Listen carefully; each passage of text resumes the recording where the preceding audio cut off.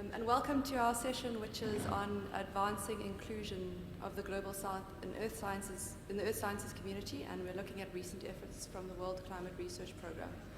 So for those of you who don't know the WCRP, and I'm sure there are probably only a few of you who don't know the WCRP, it's a global body that coordinates research around pressing scientific questions related to climate. And it looks at this through various disciplines and perspectives, and we're going to hear a little bit more about this today. So what we've done for today's session is we've put together a series of projects and activities. You'll hear about these from different people. And the idea is to showcase these in the hope that others are inspired to join our WCRP community. And there are lots of different projects and activities, and you'll hopefully get a taste for these over the next little while. So there are going to be 4 people who are looking after you today. There are 2 co-chairs, myself, Alice McClure, and then Jennifer. We'll introduce ourselves shortly. And then we have 2 Q&A moderators who will introduce themselves later at the beginning of the Q&A session. So, as I said, my name is Alice McClure, and I'm a researcher at the Climate System Analysis Group, or CSAG. I'm sure you've heard from a lot of CSAG people already this week, and you'll hear a lot more from them during this session. And I am part of the education working group in My Climate Risk, which is one of the activities within the WCRP, but also CSAG is one of the hubs of My Climate Risk in South Africa, or Southern Africa, and you'll hear a little bit more about that later. And I'm going to hand over to Jenny to introduce herself. Thanks, Alice. So my name is Jennifer Veach. I'm a numerical ocean modeler. I'm based at the South African Environmental Observation Network. I'm based at the Marine Offshore Node, but there are many nodes that make up SAEON, and we all have the common goal of really facilitating science to support societal benefit. And I am one of the co-chairs of the SAEON My Climate Risk node, and the other co-chair is in the back there, Nicole Duplessis. She's just taken a photograph, she's waving, and it's a real pleasure to be here. Thank you. Okay, great. So we've changed things up a little bit in terms of the program that you've seen on your app. What we're going to do is we thought it's a very long time to listen to presentations for, I think it was 5 or 6 presentations. So what we're going to do is we're going to allow for the first 2 speakers to provide their interventions. We're going to invite them up in a minute. And then we'll have time for 1 or 2 questions of clarity or burning questions. And then we will hear from the rest of the speakers. And then at the very end, there will be a Q&A session. As I've said, it's going to be moderated by Tanya and Rabia, who are sitting here. They'll introduce themselves later. And that's where we can really get into the meat of the discussion. So without further ado, I think I would like to invite our first speaker, Julia, to come and join us, please. So Julia was a geophysicist from Argentina and working at the University of Leipzig. And I hope I've got this right. You work on climate dynamic teleconnections and causal inference, and you apply and develop storyline approaches to study climate. Yes. Working. Hey. Okay. Good morning, everyone. This is my last talk in this conference. It was an amazing week, and I'm very happy that we have this My Climate Risk session.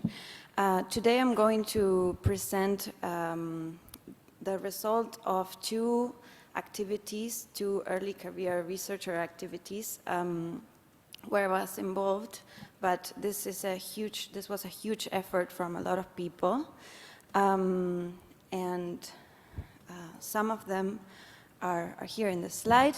So I'm going to talk about how we can balance earth science careers in an unequal world, and hopefully end with a positive note on all the things that we are already doing and all the things that we can do. I'm going to talk about 2 different perspective papers. The first one is the one that gives title to the talk and came out very recently and was a result of a side event held in the Open Science Conference, WCRP Open Science Conference in 2023 in Kigali. And the second perspective paper that I'm going to talk about came out a few years ago already, and is not directly related to the imbalance between the Global South and the Global North, but we touched on that topic, and then we did a follow-up survey that I think has very insightful responses and also ideas for how to approach this problem as a community. So as I was saying, the first perspective that I'm talking about was a result of this activity. We called it Early Mid-Career Perspectives on South-North Inequalities, Fair Collaborative Research as a way to reduce them. Unfortunately, I wasn't there, so I'm speaking on behalf of a lot of people, and yeah, I feel it's a big responsibility.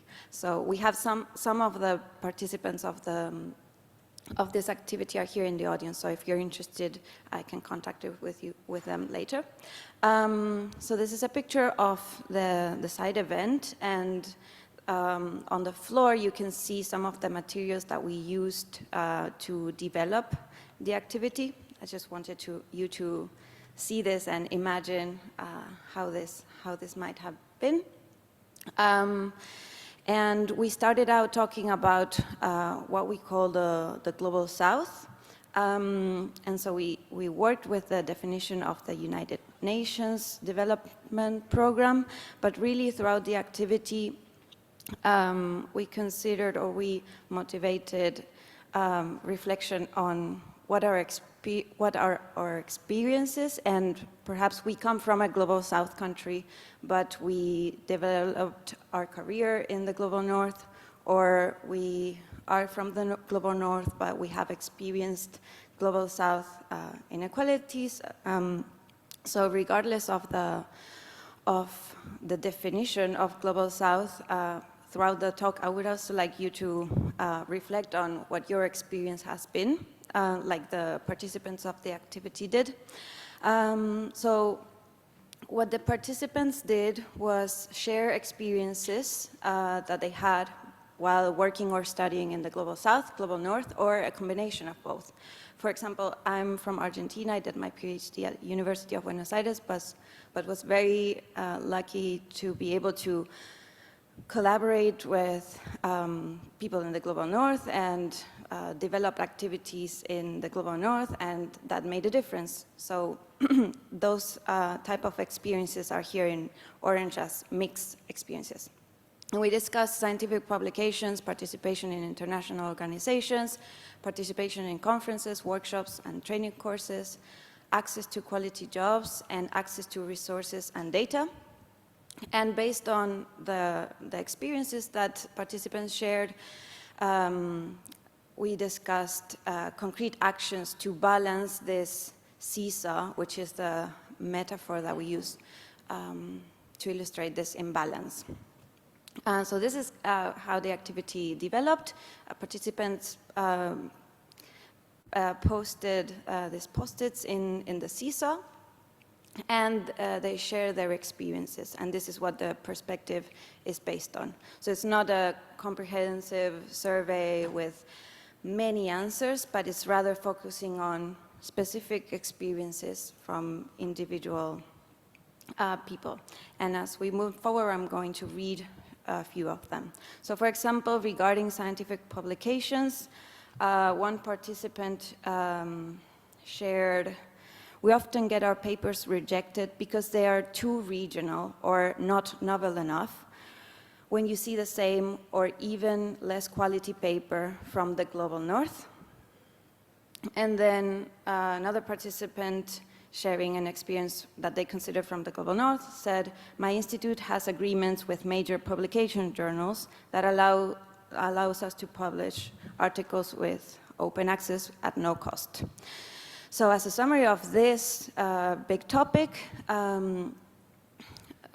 we can say that financial resources are one of the important barriers that lead to inequalities between the Global South and the Global North. A big bias against research from the Global South was brought up. as illustrated in this comment. For example, this is too regional or data is limited. And then also it was mentioned a lot that the limited resources to data are not taken into account in the evaluations.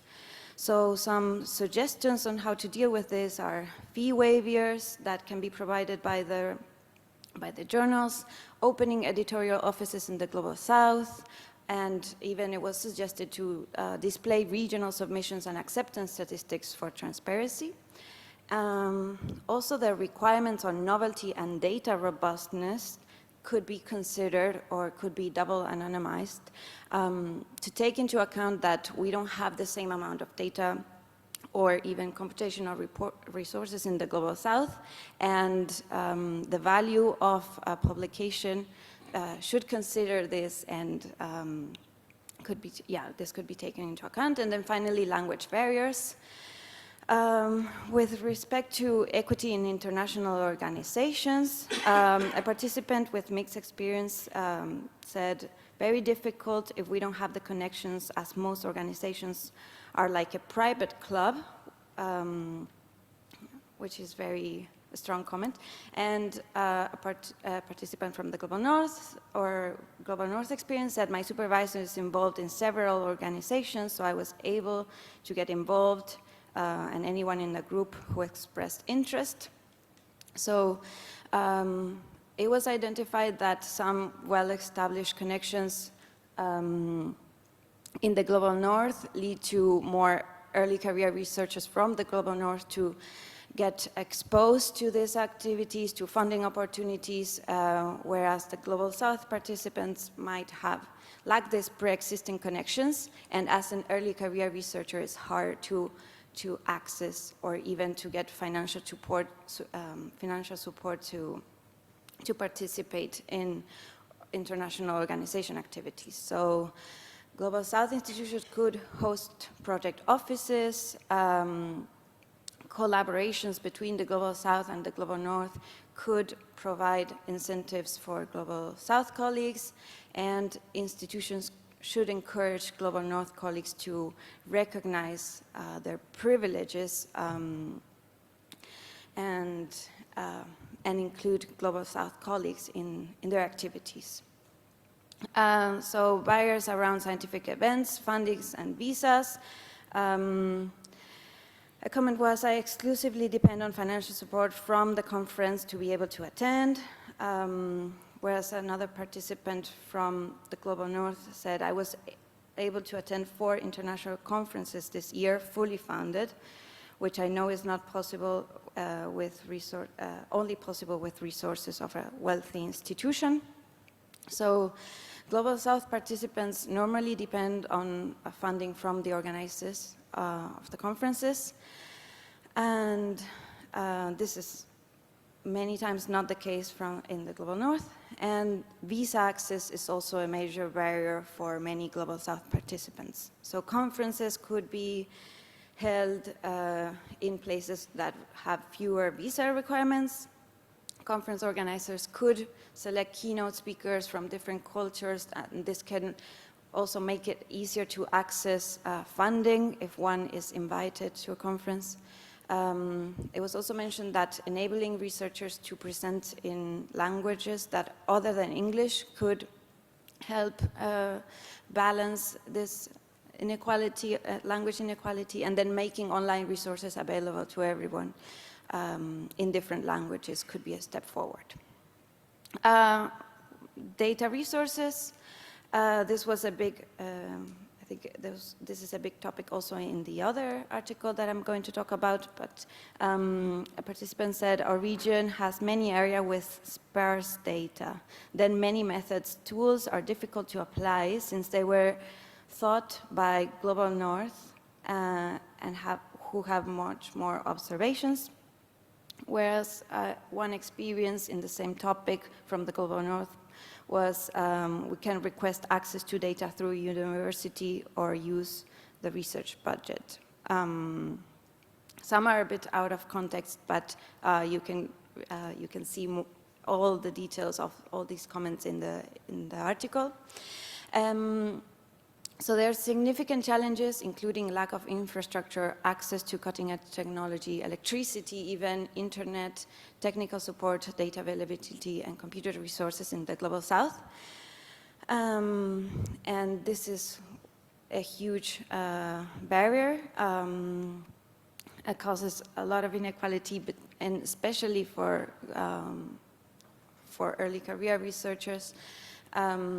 So some of the proposed solutions are basic infrastructure that could be covered or invested in from the Global North, at least in the context of collaborations, supporting scholarships and research placements for Global South researchers in the Global North institution could help strengthen the long-term collaboration and extensive production of high-quality open source data and software covering the Global South.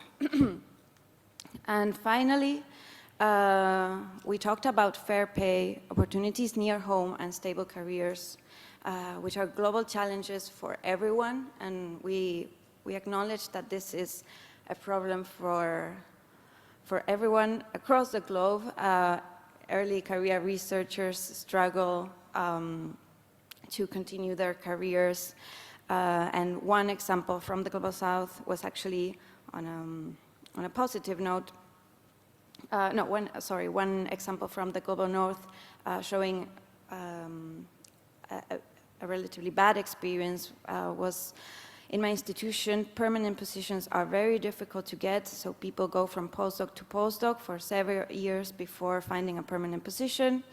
In a Global South experience was sharing that in their country, the possibility to accessing a permanent position was not as hard, but salaries are very low, and this leads to scientists anyway moving from their home countries to do a postdoc in another country. So Global South participants mentioned that it's hard to compete with the Global North, and mainly because of all the above. For example, all the difficulties in publishing, in accessing data, in doing cutting-edge science in the Global South, and then the access to permanent positions and jobs were challenging for everyone, both Global South and Global North, but Global South participants many times migrate to access the same type of job, which is an additional challenge. And so some of the solutions could be increasing, of course, the number of positions and salaries in global earth science. At the international level, collaborations and funding programs that specifically support Global South researchers in their home countries could be encouraged, and Global North funded projects that are developed in the Global South could ensure the employment and contribution of local Global South researchers. And so, as I showed in the picture, the way that that the solutions were organized and developed was in this type of diagram, where we went from the individual researchers to publishers, conference organizers, and international organizations, all the way to governments and funding agencies, and this was just an exercise of thinking what could be possible activities to bridge this gap.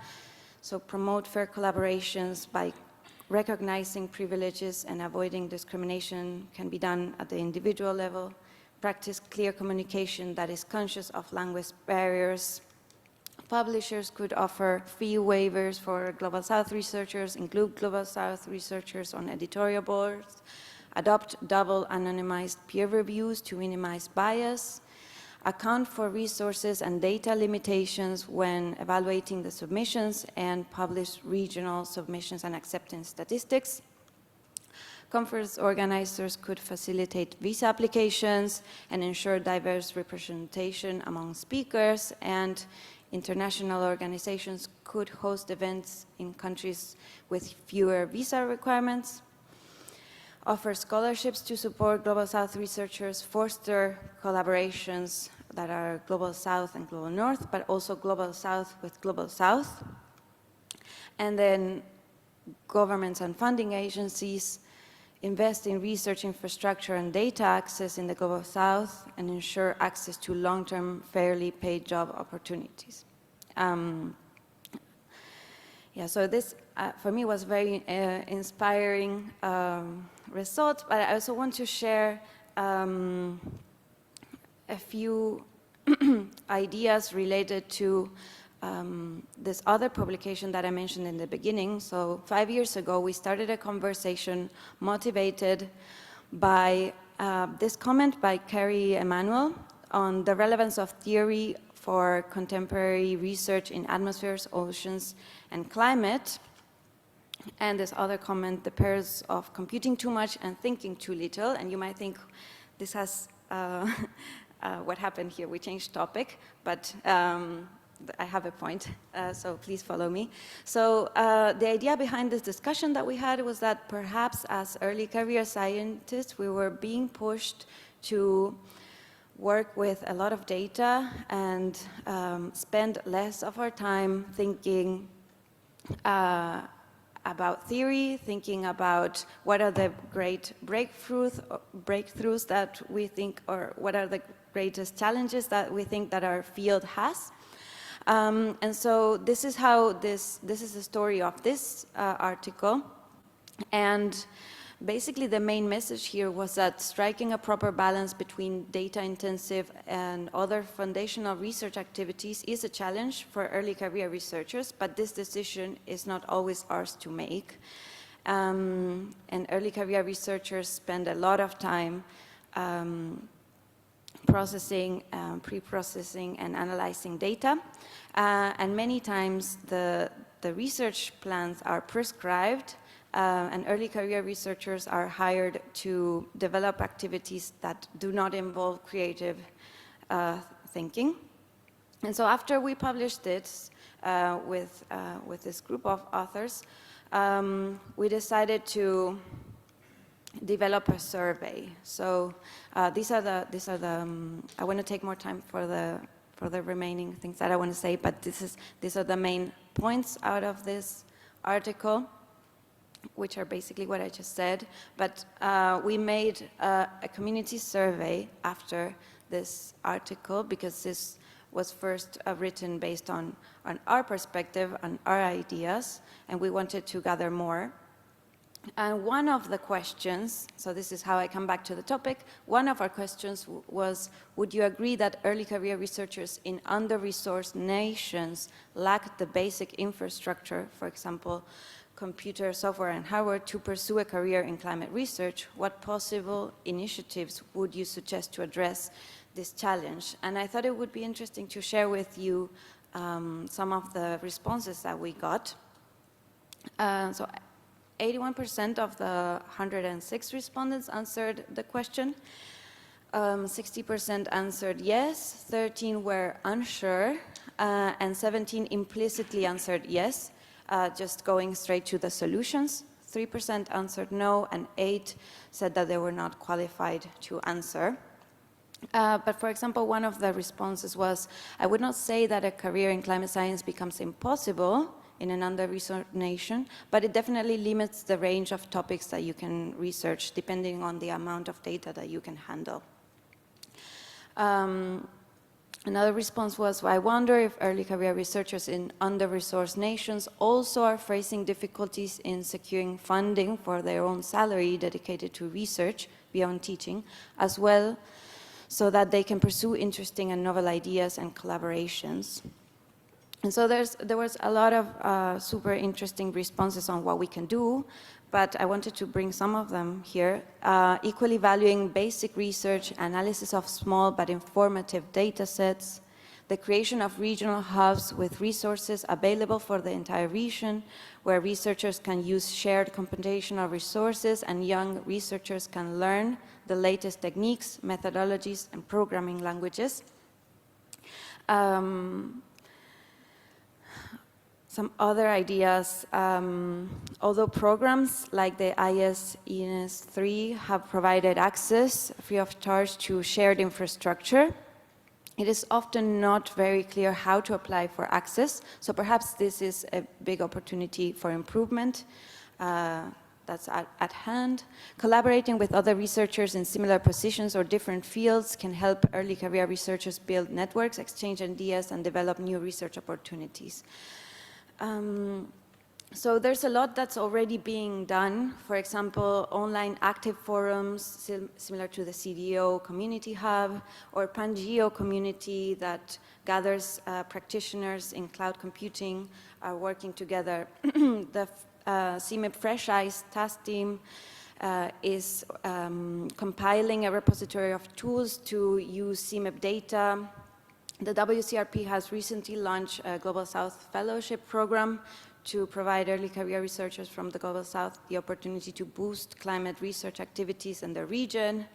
And we have this cloud of solutions based on this responses from their survey. So I think there's a lot being done, there's a lot that we can do, and there's a lot of early career researchers raising their voice and giving their ideas on how to address these inequalities. So I want to leave you with a few take-home messages. Are we doing enough to balance these inequalities between the Global South and the Global North?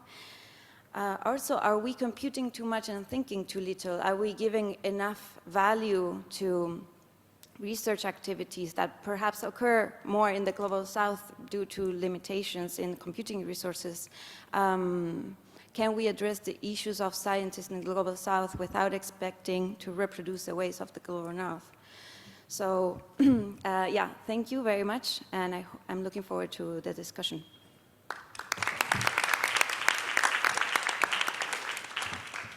Thank you so much, Julia. That was an excellent talk and some issues that I think a lot of us are very familiar with as Global South researchers.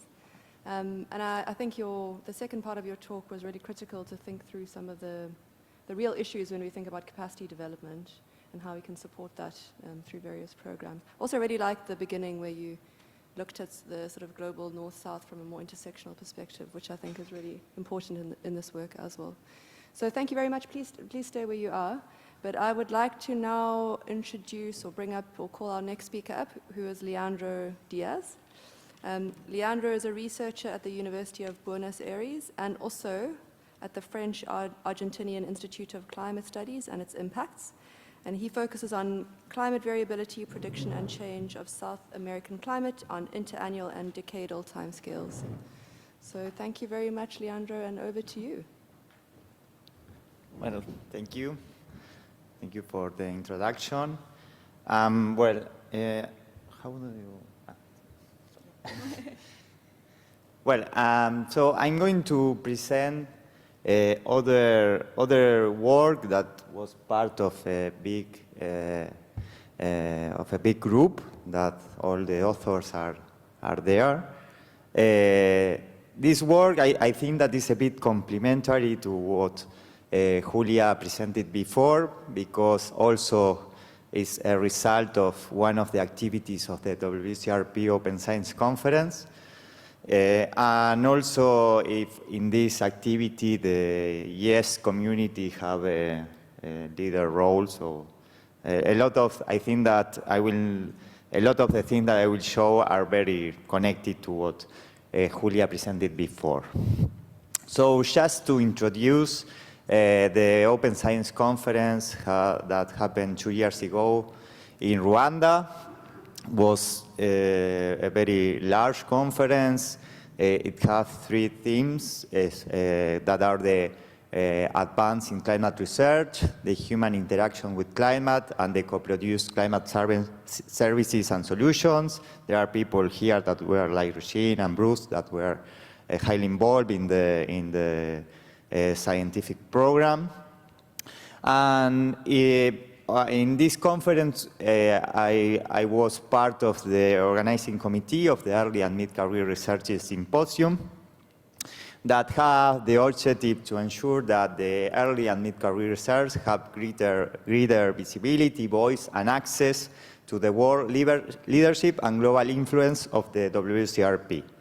These are the photo. We are almost like 100 people in the symposium, and these are 2 photos only to show what we do. And this conference have two main outcomes. One is the Kigali Declaration that was signed by, I think that almost 1,000 people. That is a document to share with the community about that is a product of the advancements of the climate science in the last years and what we could do for tackling the problems that are relevant for society. And also there was a special issue that have the concept paper from the WCRP. And one of these concept papers was related to the outcomes of this early and mid-career research symposium. So I will show the outcomes of this. The authors of this paper are some of the people that participate in the symposium. They could volunteer or not to be part of this paper, but are based on the first discussion that we have in this symposium. This is the authors' diversity. In the top panel, you could see we made the authors' diversity by institution, and in the bottom figure by the country of the authors.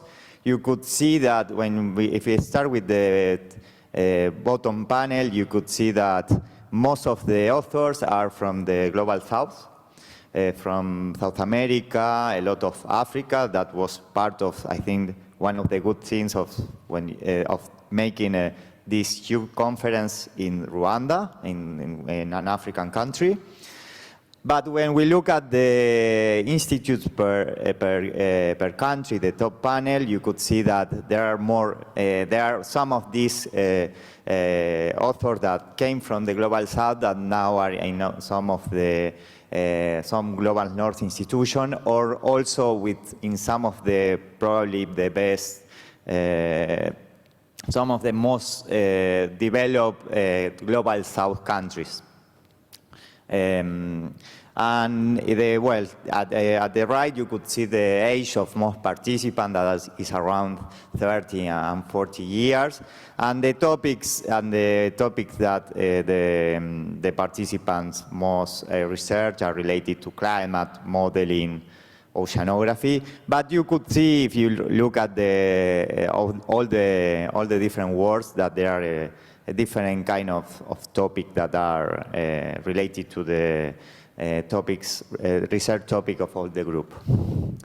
So to guide the discussion during this symposium, we worked around 3 questions.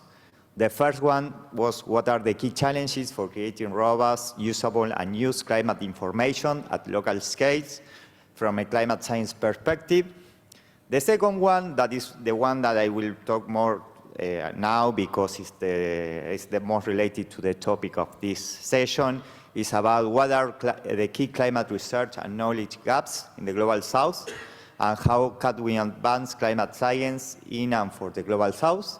And the third one is, how can we, the EMCRs, contribute to supporting policy making with climate science and knowledge during the upcoming decade, also called the decade of decision. So this is a schematic of what we consider of some of the main priorities. They are not all, but some of the main priorities for advancing the climate science for a sustainable future.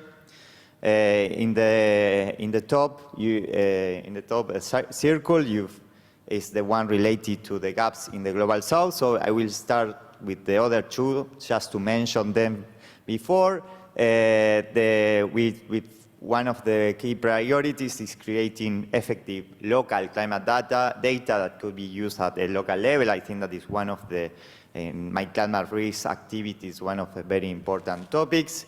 Some of the things that we consider that we need advances is related to new technologies, the use of kilometer scale modeling, also to incorporate different new methodologies like the artificial intelligence.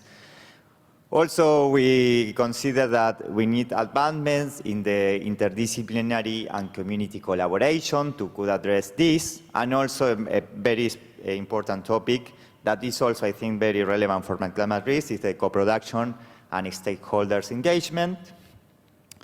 The other of the priorities is how we could support the policy making. In that sense, we consider that we need to improve the abilities and skills of policymakers in relation to the creation of climate or communication of climate information, to address the different communication styles that we need for the different type of activity related to this. And also, it's very important the engagement with local communities. That is also, I think, very relevant, especially for the climate risk activities. And so, related to the addressing climate science gaps in the global south, this is some of the list. The paper is a bit long and have a lot of ideas. If you could then deep more in detail if you are interested. But just to make a summary of these ideas, one of the first one is we consider a lack of research agenda and priorities in the global south. We lack from maybe much, we don't have much strong hubs in the global south that could push the global agenda, and we consider that usually the main global agenda is not so influenced by what the global south, this global south research hubs could say. So this is one of the things that we think that we have to make improvements. So other one is the deficiency of funding opportunities. Not only because there is no funding in most of the global south countries, also sometimes in some global initiatives there is funding to make research in global south countries, but end in much of the cases in the global north institutions. So it doesn't help to improve the capacities in the global south. Other one, I think, is one that was mentioned so many times in these days, is the shortage of direct monitoring reports. In the global south, we have a big problem with the data. We don't have observations in many places. Obviously, some of the new techniques like satellite data or data that can be obtained in a more global way helps, but we don't have in a lot of places the data there, or it's very difficult to access to. Also, the inadequate modeling computing capacity. Today, we have recently, before the break, a talk about exactly this. We don't have, we say that it's important, this kilometer scale modeling, but usually in the global south, we don't have many capacities for advance with that. And also most of the models that we use, fortunately, we could use like these CMIP, Cordex models, but many of these models were made in the global north institution and usually are better suited to represent the mid-latitudes of global north regional climate variability than for the global south. Also, to improve the capacity development, in this sense, we consider that we need more institutions, education institution or a research institution that gives to help to capacitate people in the global south.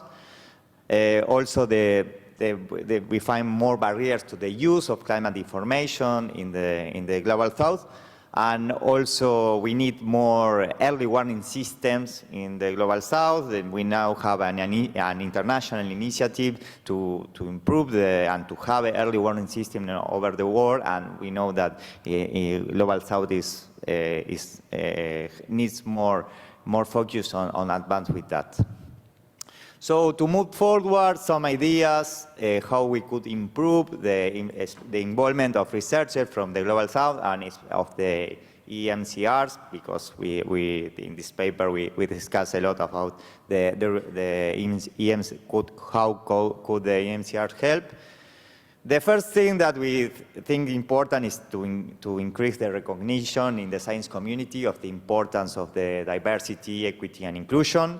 We consider also that the international cooperation is crucial for ethical and practical reasons, particularly in light of the rise of global challenges. We know that many of the most relevant climate risks related to the climate change will happen in the Global South, so we need to make more international cooperation to help that the Global South have more resources for that. And also we acknowledge that WCRP is leading efforts to promote diversity in climate science and have this, for example, this is one example of this, but of course we think also that we could make a bit more to improve that. And well, we recommend an advisory council on diversity and inclusion in international initiatives such as the WCRP that could strengthen the promotion of diversity in climate science. Well, I have not much time, so I'm not going to say much about this, but well, these are some why we consider that NCRs could become more involved in international initiatives. They have demonstrated, we have demonstrated the importance of having an autonomous voice. A very good example of that is what Julia showed before. So, and here is a short list of some action that could be taken for that. But I want to say something about how the Global South could engage more. First of all, we think that it's important to not think of the Global South as an only Global South, because it's very complex and have a lot of actors, discourses, institutions, and movements. It's not the same South America, Africa, Middle East. Each region has its own characteristics, and we couldn't put all together. We think that also the representation of the Global South should be guided by addressing the structural economic barriers that continue to hold back in the less developed countries. And also that the representation should be based on the shared understanding of the value of multilateral collaboration and to build a more just, prosperous, and peaceful world for all. So here are a list of actions. Yes, okay. So this is some action that we believe that are important, just reducing the epistemic arrogance. We need that the global north hear what we have to say and take it as pairs and not in a different way, to promote the South-South and South-North collaboration, to have dedicated campaigns or programs for the Global South. I think My Climate Risk is a good context, or also the RIFs core project could be good places to try to make this. Also, that is important, the Global South researchers are participate in the design of projects for Global South regions, to promote justice and equity in the scientific community. This is related to that Julia said before, that we need that the standard are in which we are evaluated, and that are taking into account all the inequalities that I think Julia mentioned before. Also to create time and resources reserve, because also I think that most of the Global South countries, doing the same actions take more time because of different reasons. We have more, sometimes more bureaucracy, or we have to we don't have the same technical support for making the same. So we need more. Many times we need more time of resource. And so these are some final reflections. I will not, you could read it, because I don't want to take more time of the next presentation, and thanks for all.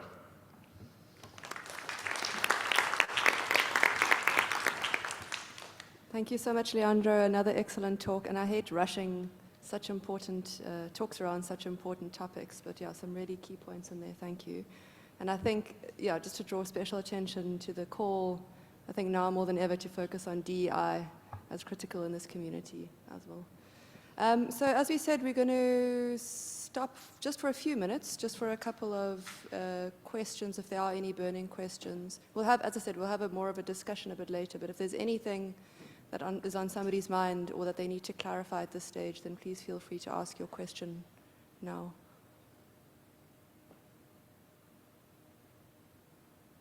Okay, so we save it. Bruce, yeah, go ahead.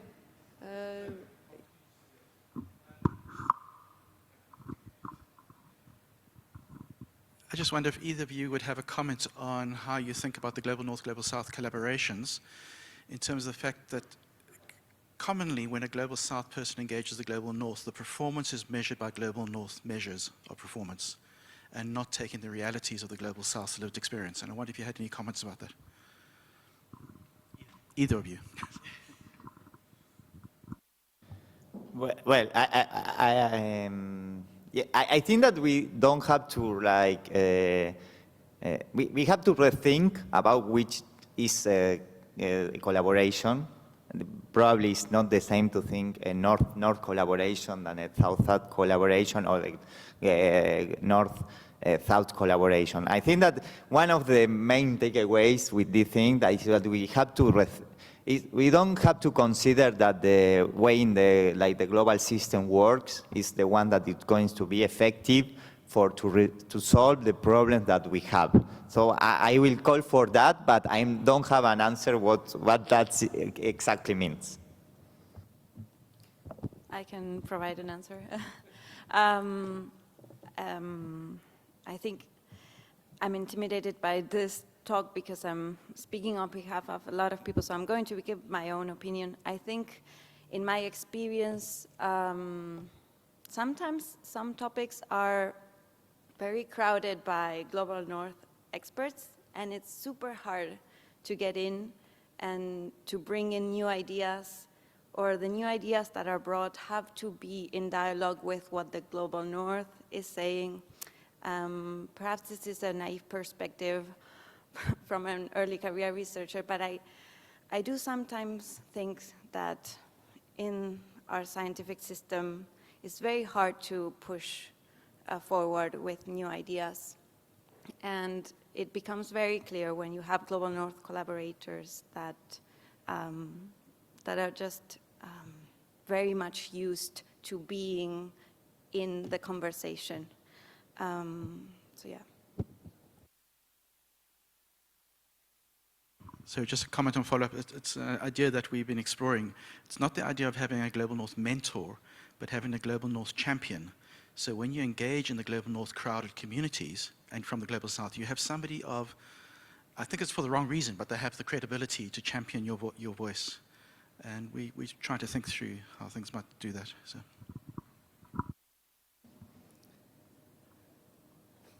One more question, Chris.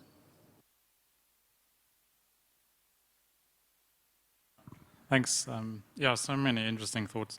I wonder, because I mean, a lot of it fundamentally, not fundamentally, but at the end of the day, it comes down to funding. I mean, there's lots of stuff around it, but often funding is the driver. And, you know, a lot of the funding comes from the Global North. I wondered if you just had any thoughts on how we could begin to shift that. Like, what are the challenges in your countries in the Global South around increasing national funding for science? Obviously, there's lots of challenges, but I just wondered if there are any thoughts around that. Well, I think that one of the problems that we usually have, at least I will talk about more South America, but I don't know exactly the realities of other parts of the world. But for example, we don't have much collaboration between countries because we could think that maybe there are countries that are not able to to have a great funding, but maybe if some of the countries join, that could help. For example, I think, for example, what the European Union made and how they, in some way, with this very large grants, they could order the agenda, so because the European countries have to collaborate in some common topics, and we don't have something similar at least in South America. I don't know exactly if in other regions they have a bit more of that. I think that the funding is at least, but I am talking about Argentina now. We are in very huge economic crisis, so I will not expect that next year we will have a lot of money. I only ask that we don't have less money now, no? But I think that we have to think definitely not at the national level. We have to think at the regional level, and I think that the main effort should be made in that direction. I could provide an answer. I do not really have a lot of experience on funding. I am learning how this process works, but I think that I've already seen in the Global North a lot of people really interested in thinking about their proposals with people from the Global South, and just thinking as a community, a scientific community, instead of thinking on like their own research, like local interest, but really because there's an acknowledgement on how science can be better if we work on it together, and if the resources are shared, and if Global South researchers are involved. So I don't know how funding works, but I do know that I've seen people wanting to use the resources that Global North countries have to include Global South, and I think that's a good first step. Well, thank you very much for your questions and also for your very honest answers. So that's the end of this first part of our intervention. So I can ask you to sit down and we'll invite the next set of speakers, but maybe we can give them another round of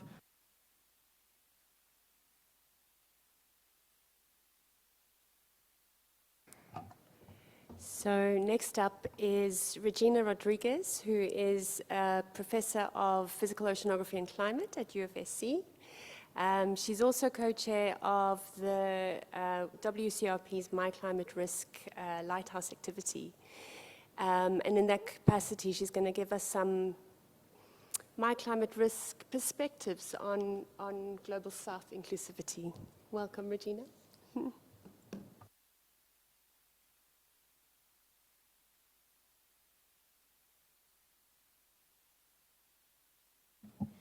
Hi, I would like to thank everybody and you guys for inviting me here. Yes, as Jennifer said, I'm the co-chair of My Climate Risk in WCRP, and I have a lot of things to say about these questions and everything, but I didn't want to answer and maybe leave for when we have the discussion.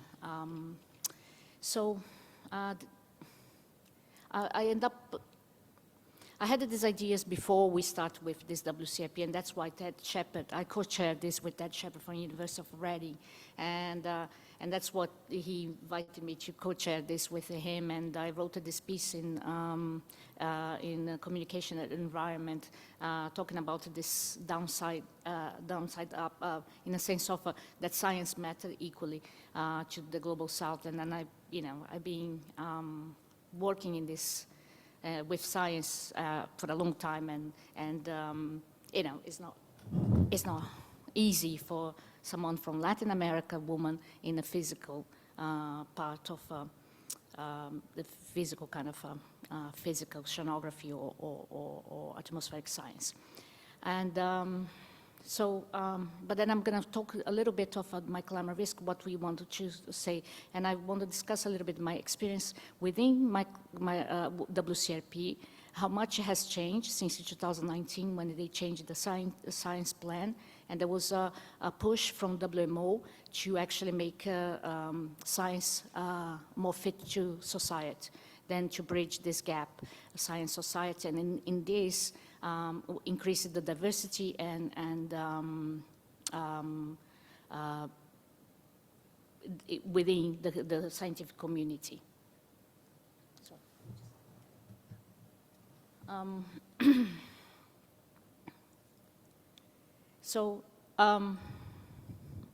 And that's what we thought, you know.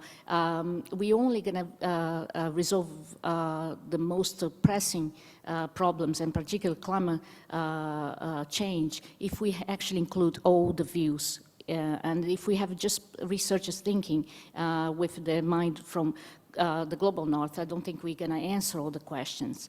And one thing that I realize is that generally in the global south, our research focuses more on applied science.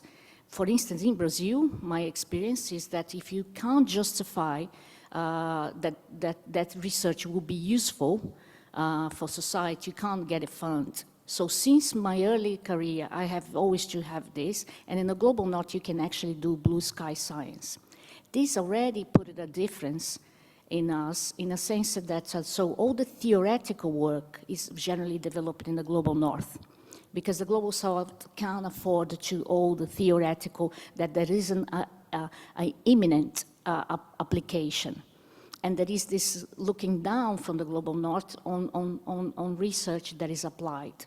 I always notice this, are being less, like, I give an example, ENSO, I was working with ENSO, and I was doing the teleconnections and impacts. But there is like, and only people from the global north actually do the theoretical aspects of ENSO, the physical recharge oscillator, how it works is all, we had a winter school in Hawaii and it's still like that. It's all the global north to do the scientific, hardcore physical aspects of it, and we just work with the impacts.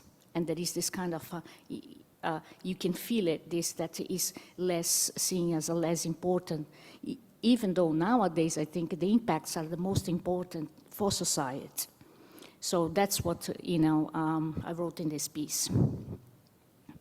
And that's what we say, and then my climate risk also follow this aspect on the fact that a pure physical understanding of the climate system is not enough anymore due to climate change and the climate crisis that we are living. So then we are actually getting more attention because we really needed to put all this theoretical work in practice and be actually useful to society. And only then that it seems that we are having some voice, in my opinion.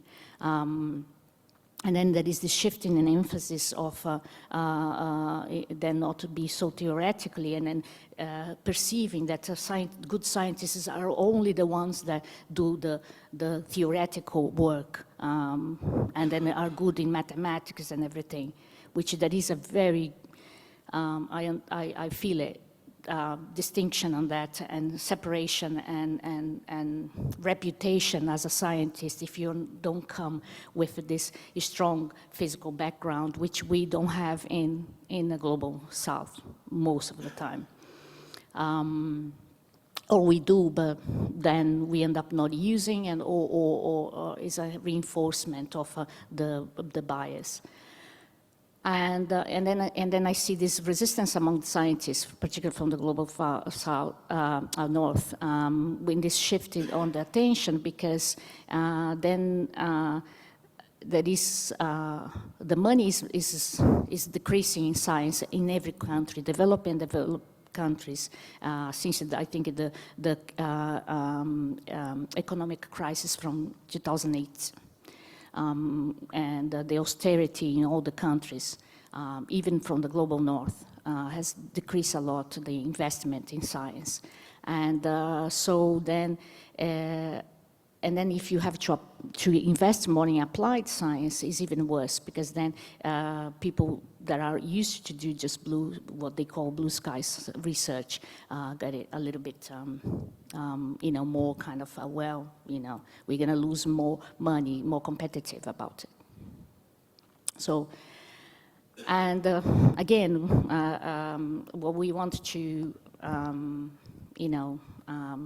emphasize that we need these different aspects, different perspectives to solve the problem. There is no way of us solving the problems with just one mindset. And this is so obvious, but, and then I see so many research that have been done by the Global South that doesn't get the recognition, and then is not adding the little tiles that that's how science is built, right? With small, I give a small contribution, and sometimes all the contributions from not all, but a lot of contribution from the Global North, South is not listened, is not considered or not cited, and only 10 years later, when someone from the Global North decided to do that and come to the same conclusion that move forward, and it's a waste of time, it's a waste of our life, it's a waste of what the advance of science could be if that wasn't the case. But in some ways, I don't know, I can speak more about Brazilian science, and I know that is more applied. And we are complementary then. If the Global North has more of a theoretical background, strong, I mean, we should collaborate, and that should be a good thing. But I want to get to the point afterwards. I'm not going to extend too much my talk here. Of this collaboration, South to South, is very important then now, more than ever. We needed to find our own ways to do that. And in a collaboration with the Global North, we are always, in some ways, how do you say this? Not in a privileged position. We are always in a kind of inferior, I don't want to use this word, it might be a little bit too strong, position. And then, it's always going to be more imposed, particularly if the money comes from the Global North, which is generally the case in this collaboration. And I have a lot of experience, bad and good with this, which I can come back to this in the discussions.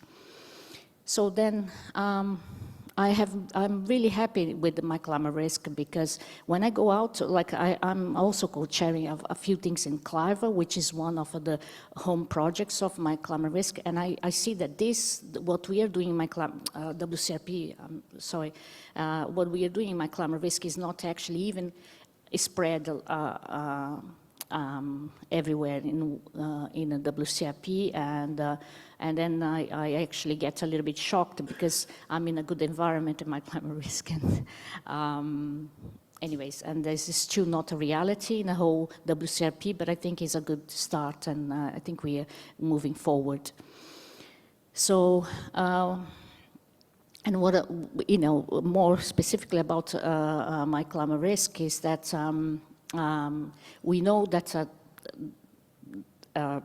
this change with the WCRP was coming particularly because we needed more usable or actionable climate information, right? And it was to then bridge this gap between the production and use of the science. And we argue that this gap comes particularly because the scientists focus on the better data rather than better decision making, right? So we are always thinking about the data or the probability or the statistics or how we can get better theories and results and modeling, but then actually not what is actually necessary for society and doing the decision making, in particular in terms of a climate crisis.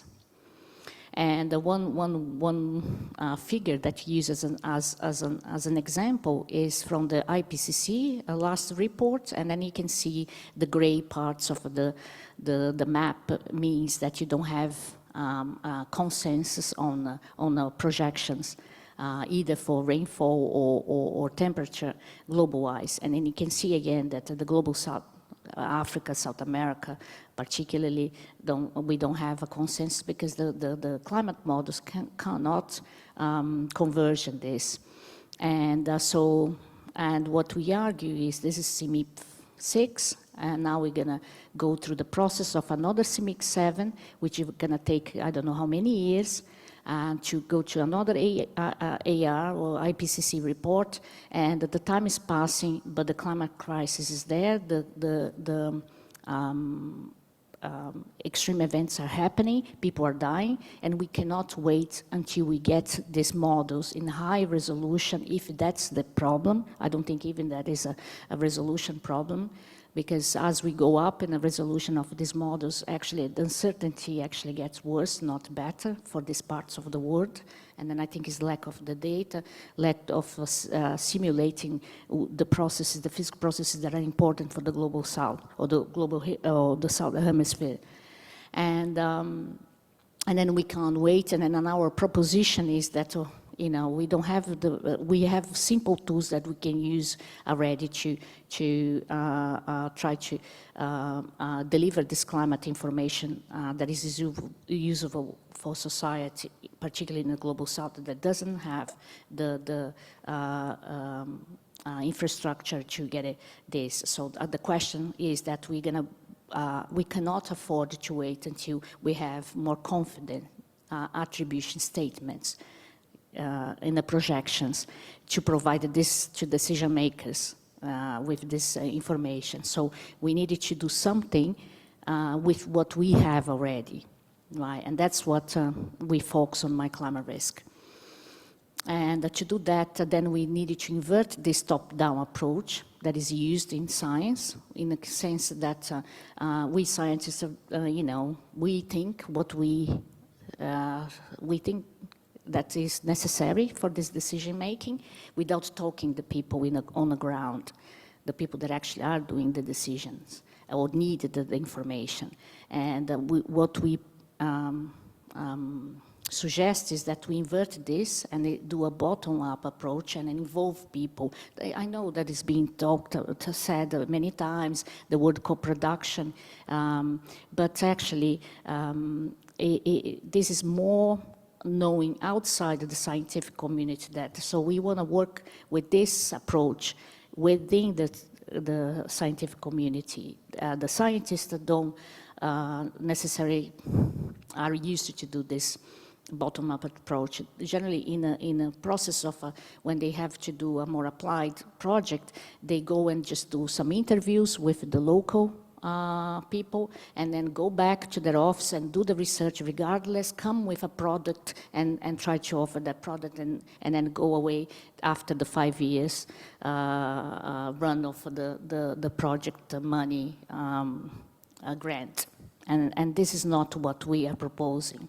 That's not co-production. So we wrote this a little bit in more details in this paper, Ted and I, and you can look at the more details or go more deep. I'm not going to spend too much time, but the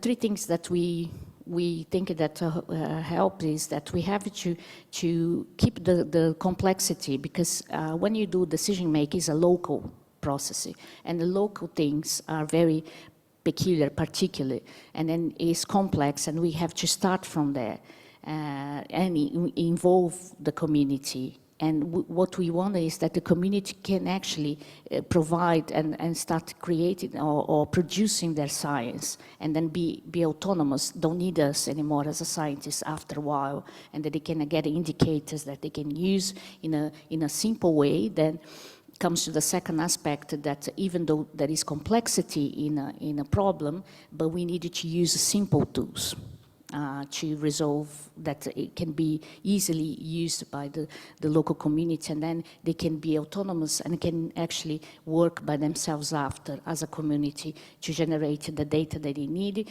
to prevent them of the impacts of climate change.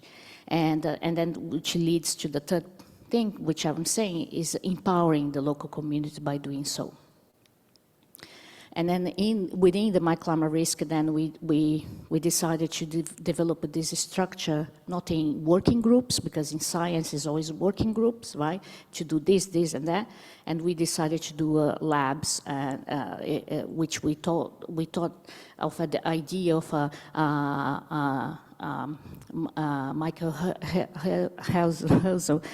network, like this figure, you know, where there is no hierarchy of leaders and everybody could be lab or communities of practice, and we decided to kind of obviously focus on the global south, because then within WCRP, most of the people that are in the lighthouse or core projects are from the global north.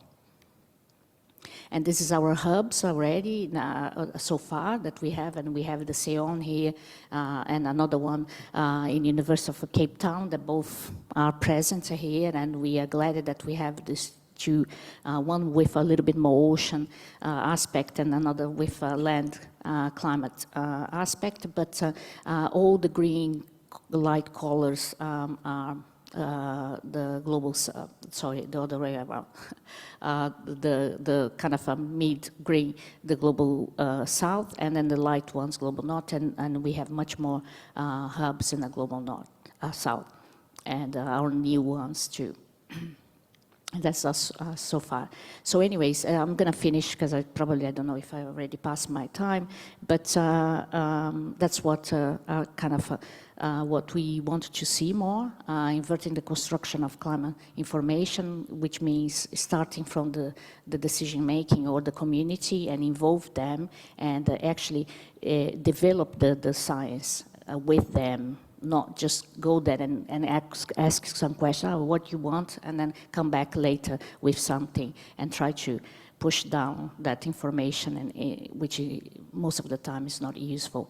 And then obviously we needed to have simple tools, and so I just want to say one more thing about this, because we are scientists, we always want to go up on the more complex and the more advanced technology, and sometimes it's not what actually is necessary, and I think that's you know, and obviously in this process we working with the communities, we empower them then to lead on by themselves afterwards, you know, and that's what I would have to say. Thank you, Regina, for your inspiring words as always, and also for highlighting the importance for South-South connections. For me, this is an important part of the solution. We'll keep Regina here, if you don't mind, for later. I would like to now welcome Chris Jack from CSAG, but I think it might make sense if the whole CSAG group come up to the table at the same time, because you're each presenting relatively short talks. No, not all on CSAG or My Climate Risk. Chris will be introducing the My Climate Risk Hub at the University of Cape Town, hosted by CSAG. Bruce will be speaking about inclusivity in the RIFS project. The RIFS core project. Nothing to do with CSAG. And then Chris Leonard is here as well to talk about inclusivity in climate training.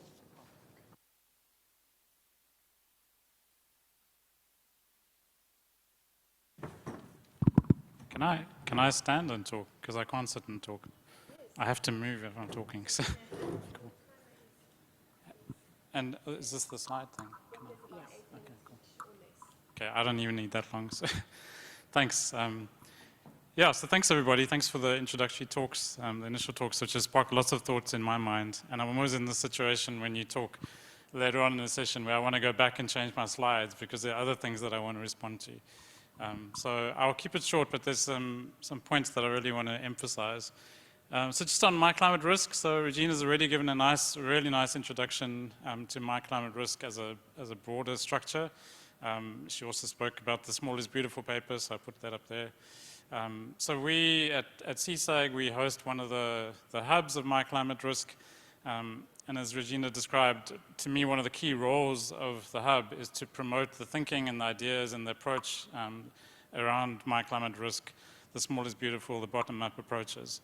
And so that's really our role as a hub, is to kind of advocate for those approaches, and particularly to advocate beyond our institution, so in our case, across a lot of Africa. So that's really my climate risk. We also have the SAEON node, which has a very similar role. It's really nice to have this sort of more ocean-focused and the more land-focused, and I think we need to figure out how we bring those together. There is one project on the horizon which I'm thinking we might bring those together. But what I wanted to do is actually talk a little bit about how do we do some of this. And I wanted to talk about the cohorts approach that we're using in quite a lot of our projects, because I think it relates to a lot of what we're talking about here.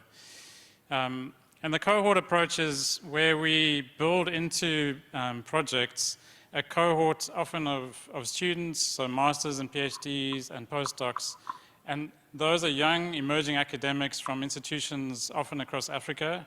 I'm going to talk quite a bit about the Cascade project, which is the big one that we're currently leading. So Cascade is a large project that is focused on climate and health impacts in cities in Africa. But the project is really grounded, if you like. The foundation of the project is a cohort of about, how many students do we have? 40-something, 45 students, masters and PhD students across multiple institutions in Africa. And they are really the foundation of the project. And I think why that's so important is because it speaks to this question of how do we build inclusion of Global South scientists into global science generally. But there's more nuance to it than that.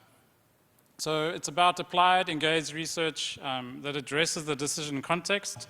So I really picked up on Regina's first point around the Global North tends to, has the freedom to focus on the kind of theoretical, the abstract, and the Global South tends to do the applied research. And you really have shifted some of my thinking for a moment. I think I've always been really drawn to the applied research exactly for the reasons Regina was talking about, that is where the action needs to happen, that is the urgencies for that applied research. But it's interesting to think about where that more abstract theoretical thinking comes in, and I'll come back to that at the end. So I've got a few beyond statements that I want to just jump into. So beyond theory, touching back on that point, so we really focus on learning by doing. So we are wanting to train up a cohort, a new generation of scientists across Africa who are learning by actually doing the research. So it's less about sitting in classes and doing courses. It's more about getting your hands dirty. So we involve the cohort in running what we call learning labs, which are transdisciplinary engagements where we have city officials, we have NGOs, we have community members, stakeholders in the room together, and we try and understand the problems in that particular context and the decisions at play and how those decisions are working. And the students are involved in those processes. And emerging out of those processes, the students develop their own research projects that they're going to pursue. So it's, again, not the Global North or the larger projects that defining what the research should be. They get to identify that project themselves, to identify the need, and to develop their research proposal out of that, which I think is quite exciting, and we're seeing a lot of really interesting research questions emerging that we didn't anticipate when we designed the project. And sometimes it's challenging because it's not the direction you're expecting, but it's really interesting. And then beyond technical capacity, I think we often focus, I was really listening to Julia's talk about the computational capacity. Sorry, Julia's there now.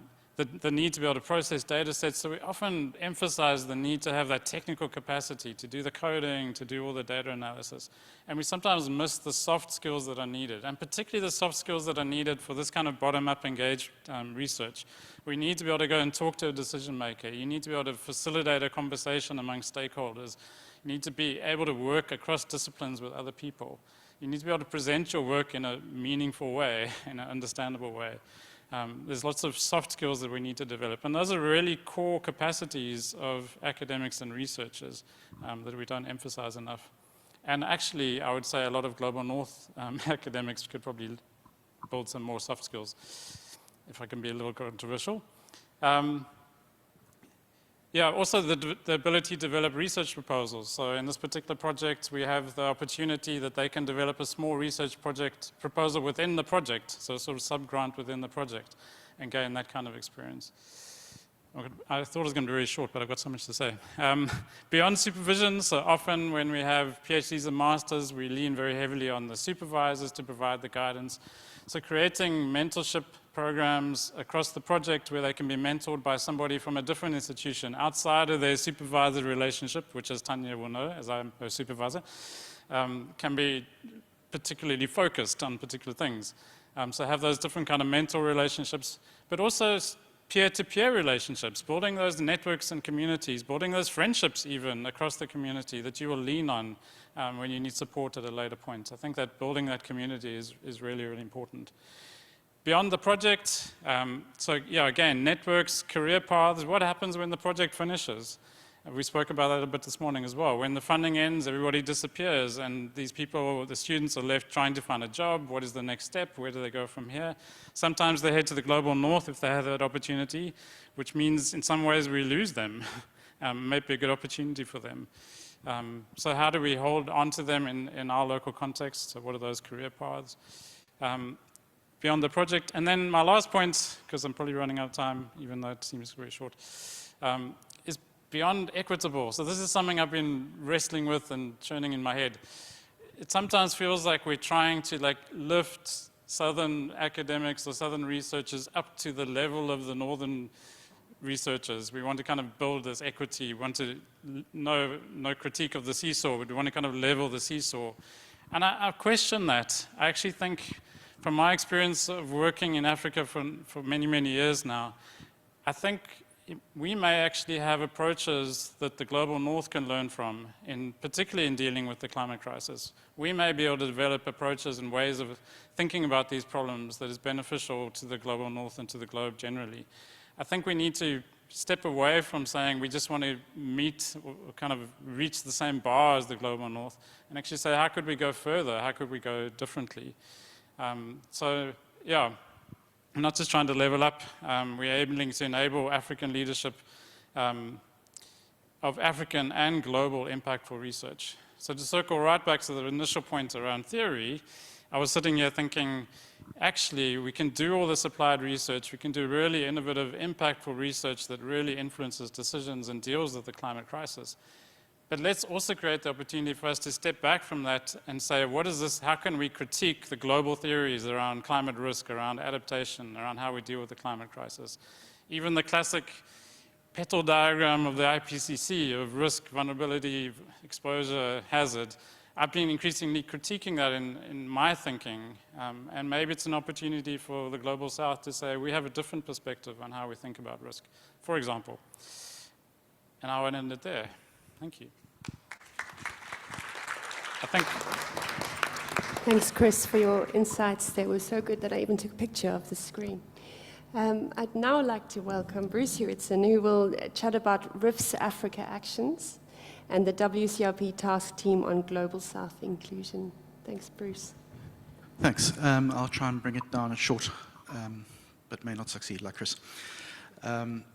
So I'm CSAG, but I'm not talking about CSAG. I'm talking about RIFS. RIFS stands for Regional Information for Society. It's a new core project of the WCRP. It's only been going we're in our second year now of full enforcement. And it's really looking at trying to say, we've got all the science in the WCRP, what do we do with the science? We need to research how to link the science into society. And that's a fairly straightforward thing. But I want to start just talking briefly about a new task force within WCRP on Global South inclusion. It's only had one meeting. It hasn't got very far, but it has a mandate to look at what is the strategy to how do we bring the Global South into the North. I just want to make you aware of that, and that will be going over the course of the next year, but I'm not going to talk more about that. So RIFS, what is RIFS? It's this core project, and we have a bunch of activities that are going on, and I'm trying to highlight there where the Global South comes in on that. So we have a collaboration with Cortex Africa. We have an Africa task team. We have collaboration with Andex in South America. And then there's some circles you can see with red dots around them. These are all areas where the Global South is taking a really strong focus around that. So information on robust information for decision making, things about mapping barriers, ethics, which is a missing gap in the WCRP deeply, and a whole bunch of areas around that. So we've got very strong actions going on, and I'll try and unpack a few of those as we go forward. So I'm not going to repeat all the talks that we had. We've identified a couple of leading challenges that we're focusing on within RIFS. We need to think about building a community of collaboration, because the Global South researchers operate in institutions where they're isolated. There's only one or two of them in this institution. And you know the difference it has if you can talk to the person in the office next door to you. So how do we bridge that sort of isolationary aspect? How do we develop capacity building through experiential confidence? So I've been in the IPCC since 1998 for my sins, and I'm constantly struck by Global South authors coming into the IPCC, and they sit there, and there's a lovely South African phrase, you sit there with a mouthful of teeth. Basically meaning they don't say anything. Because it's not because they're not competent, not that because they don't have the expertise, but because they don't have the confidence to stand up in the middle of this crowded landscape of global north-dominated people. We need to recognize and manage the challenges of working within power relationships, and power relationships are not just the global north-south. There's as many power relationships within your region as there are between regions and between the north and south. How do we reinvent the nature of the peer partnerships of the global north, which are extractive by and large? How do we reframe the research designs through co-convening the agenda with the donors?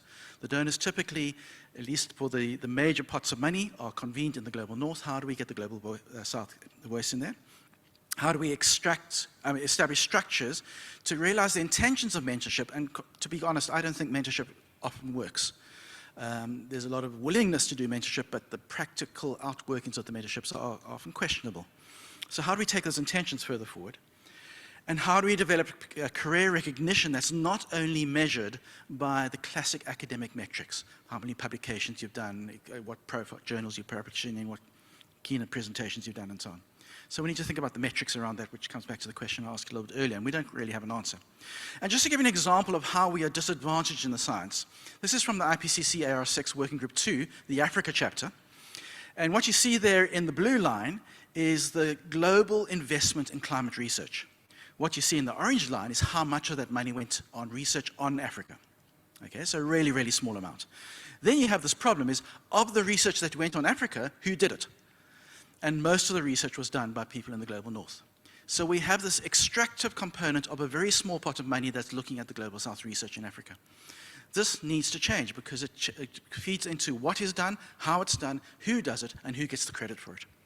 And it's an ethical issue as much as a scientific issue. So what are some key actions? I'm just going to talk about two key actions that we're doing within RIPS. The first is how do we build actionable climate information for Africa adaptation? And this is predicated on the idea that Cortex Africa, or Cortex Global, but Cortex Africa particularly, has been extremely successful over the last 13 years or so. But Cortex Africa at the moment has no capacity in the sense of funding to drive forward their agenda, and they actually don't have a clear science agenda moving forward.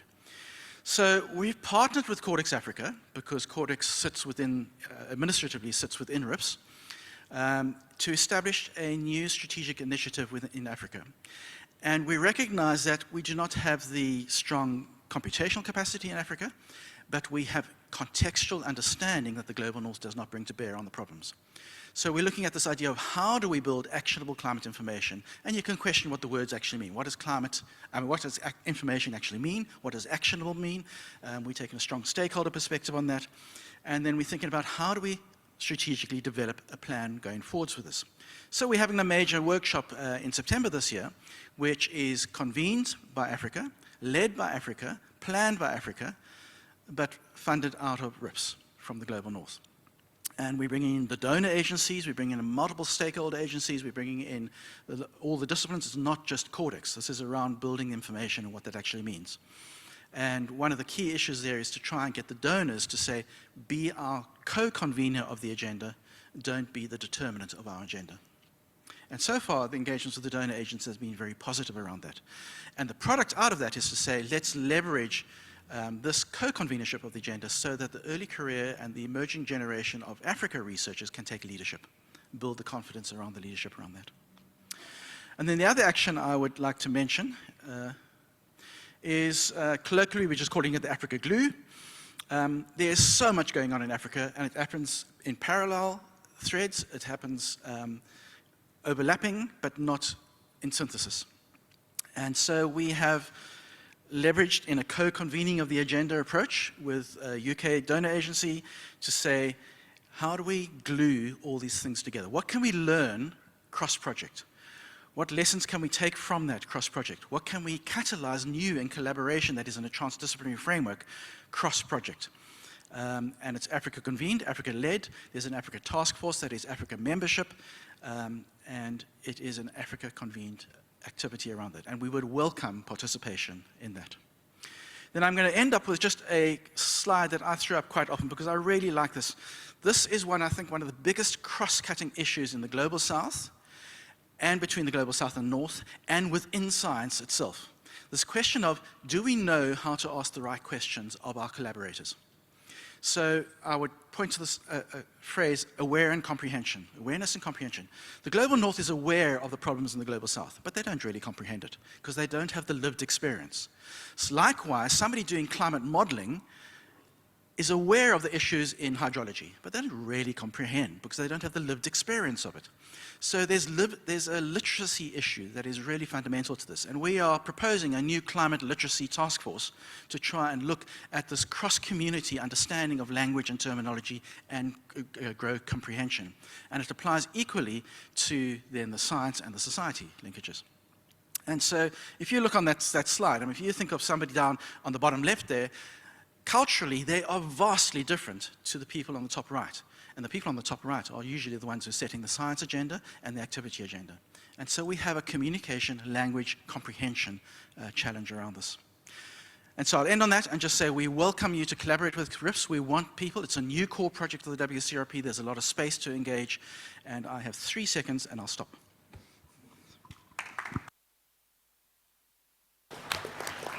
Thank you, Bruce. That was fascinating, and hooray for Africa Glue. I think, again, it's part of the solution. So next up is Chris Leonard, who will be talking about inclusivity in climate science training, insights from the WRC Academy. Yeah, hi everyone. So I'm also not at CSAG right now. I'm in the WCRP. I'm a coach at what's called the WCRP Academy, and can I have the little clicky thing to... and we're a small group, also pretty new. We've been around for 3 years or so, and the role of the WCRP Academy is really to facilitate training in climate science. At the moment, we're very specific about climate science, although that will expand in time. And our mission is to equip current and future climate scientists with the knowledge, skill, and attributes that they might need to tackle the world's most pressing challenges in the context of climate change and the climate crisis. We have a support unit that's based in Manila. It's the only WCRP Global South support unit that exists, and we had our first meeting together last year in October, and it was awesome. And that's us there. My co-chair is Melissa Hart. She's at University of Tasmania. And yeah, supported by a fantastic group of people. Our strategy as the WCRP Academy is twofold. And the first is to be a link between communities who want a particular type of training in climate. So maybe you want to know about El Nino ENSO or AMOC or stratospheric, the injection, so the SRM work. There are communities that can provide that type of training or that type of information. And what the Academy wants to be is that interface between these two communities. So where can you go if you want training on ENSO or understanding on SRM? Then the Academy wants to be that place. And we see ourselves as a marketplace or a hub for you to access if you require some kind of training. We have 2 phases of development. First, we're working within the WCRP itself because this doesn't exist. I'm just assuming everyone knows what the WCRP is, which may not be a valid assumption. And then also once we have got our feet on the ground and are up and running properly, we would be more outward facing. We'd look at groups outside of the WCRP for this. How do we facilitate this? It's largely online at the moment through an online training catalog. So if you want if you want to know where's a workshop or a conference on ENSO or something like that, you would come onto our website and you would do a search for ENSO, and that would show you where the different workshops are. If you are providing a workshop on ENSO, on climate modeling, or like the WRF climate model, then you also register on our catalog because you want to get people in, hopefully from the Global South. And you can register your course on this, and it will then be accessible by the WCRP universe. It will have sight within the WCRP. So that's the first thing we try and do, is to be this link between these different communities who can provide and who would like to have some type of climate science training. The other thing we do is actually try and understand the landscape of climate science trainings. And we run a stock take every year. We've done it now for 3 years with different communities. First stock take was like saying, we sampled a very large community. What type of training do you want? What are the barriers to accessing training? What training do you provide? And the second one, we did a deep dive into the community that wants training, so the very deep particulars of that. And then the third one, we surveyed communities who provide training. What do you provide? How do you do it? What have you found?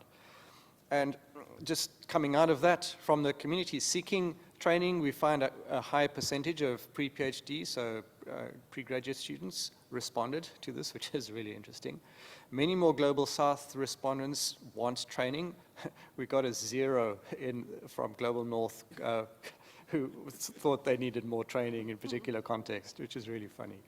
And then the types of training that were wanted were training on observation data, how do I work with it, climate modeling, and climate analyses. The trainer community, when we spoke with them, we found that a higher percentage of this community was in the Global North, which is perhaps unsurprising. The training focused on very physical sciences, so there was nothing of what Bruce and Chris have been talking about largely, and all providers offered training primarily in English. So then we looked at the barriers and we asked the folk who require training, what are some of the barriers you face? And the first one is interesting, that there's a lack of regional experts. There are just not the same number of regional experts across the globe as there are in the Global South. The second one was access to and the quality of data. So the data thing always comes up, and that's observation data and model data. And funding and language, as Bruce alluded to earlier, is one of the biggest problems listed by pretty much the entire trainee community. And language shouldn't be underestimated in that. So much so that we're trying to persuade folk who are doing training courses, if you're in the US, try and get a Spanish component to that if you can. And we made one interesting observation where we saw that there's a steady decline of online and hybrid training opportunities post-pandemic that is coming through. People want to meet, people want to network and talk and be amongst colleagues. So that was really cool to see. So within the Academy so far, we've got 50 training providers, both from the Global North and Global South, many more in the Global North. 120 training events, that's actually more now, are featured on the catalog, and we are supported finally by our support unit in the Manila Observatory. We have 2 upcoming activities that you might be interested in. The first is what Bruce is talking about. We're kind of imposing ourselves on his RIFS Codex workshop, where we are wanting to run a mentoring workshop, and this is not to mentor, this is to understand regional specific mentorship strategies, because it's going to be different in different parts of the world. So how do you mentor in Brazil compared to Argentina? How do you mentor in South Africa compared to Ethiopia? Those types of questions, and is there a model that we can build for these different regions? So, and that's the idea of it. We want to invite 30 people to come to brainstorm these ideas. That's going to be in Cape Town in September. And if you are interested in contributing to this, then please do get in touch with me, and we'd love to do that. The second thing, and this is also something that we're very excited about, is what we're calling the WCRP Future Leaders Program, and this targets early career scientists and undergrad community, where it's envisioned to build a community of researchers, of early career researchers, who can then, for 20 years, walk together in doing climate research. So the first component of this that we think at the moment, it looks like facilitating the community. A lot of it is going to be online, so it's like a LinkedIn, but for climate nerds, climate scientists, I should say. Although nerds do rule the world. And we're just envisioning this at the moment, where you would have a profile and a wish list, and this is what I want to do, this is who I want to meet. So you have this online presence, but then also increasing the opportunity for folk to actually attend conferences, come to workshops, where you're doing the face-to-face, meeting people, thinking, doing diagrams on napkins that you can get published in Nature, that type of thing, and really getting together. And the third part of this is we as the WCRP Academy realize that we're relatively unknown at the moment in the broader landscape. So a lot of what we want to do in this is also just wave our own flag, so to speak, so that more people become aware of the opportunities that are available through the Academy. So I'll try and tie this all up and say that what Bruce, Chris, and myself are largely saying is that we are trying to, with our different hats on, engage in the Global South to build capacity. For me, it's climate science, very specific. CJ is a little bit different, where it's a lot broader, and RIFS is trying to hold everything together and coordinate things. So, yeah, thanks, Jenny. Thanks for the opportunity also. Thank you, Chris. It's really nice to see that you've got your training, but you also have your future leader aspect, which kind of offers a sustainability to the training that is given. So I think at this point, Alice and I are going to vacate these seats and invite Julia and Leandro back up to the panel. And we'll invite our moderators, Rabia Jacobs and Tanya Duba, to facilitate the Q&A.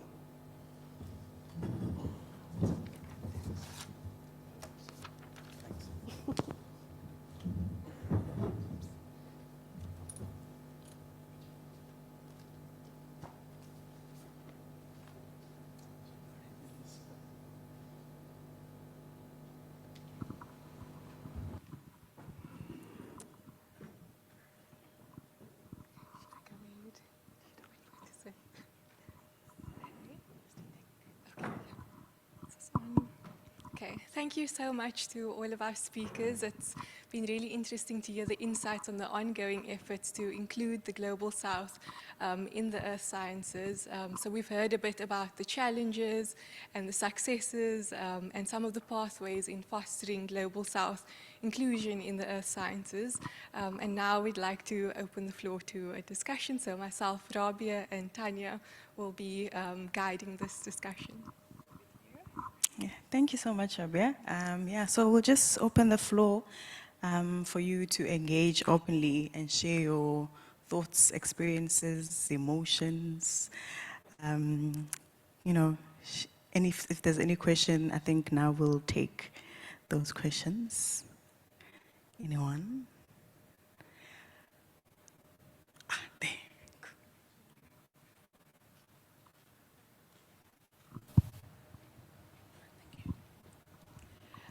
Thank you so much for really thought-provoking interventions. I wanted to ask a question about kind of time, and I think this is alluded to in the first presentations, that often researchers in the Global South have a lot of competing demands on their time, perhaps more than even in other academic institutions. So at early career level, we see people who are working in order to fund the PhD or support their family. And then at the, especially I think the colleagues that we have who work around climate services and adaptation, they're kind of both leading research groups and, supporting government and, doing all of this amazing work, but it's a lot. So I love all of these initiatives around trying to increase the voice of the Global South, for example, through WCRP. Do you have any thoughts about how we can make that process as easy as possible to engage with, I guess, so that it enables people to contribute fully and not just kind of working 24/7. Thanks.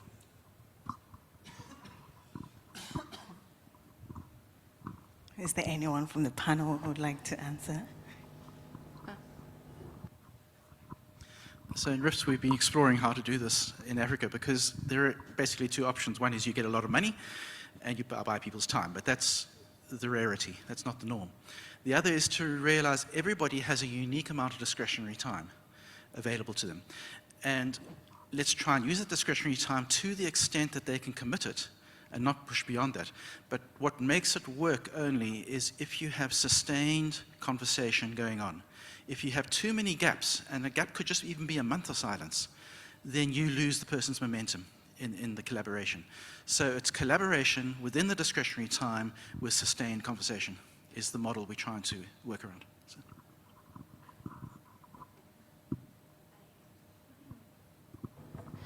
Yeah, Rachel, I think this is a great point, and I think all of this engagement is very time-consuming, as you say.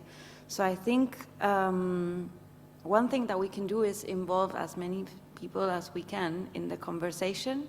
I think that in my very short experience, when one speaks up, then it becomes easy to contact always the same person, because you know that they're willing to talk, because they have been thinking about it. So I think involving more people in the conversation, if one is invited to participate in an activity, involve someone else, share that responsibility of getting involved in the conversation with colleagues instead of loading everything on the same people. I think this is important.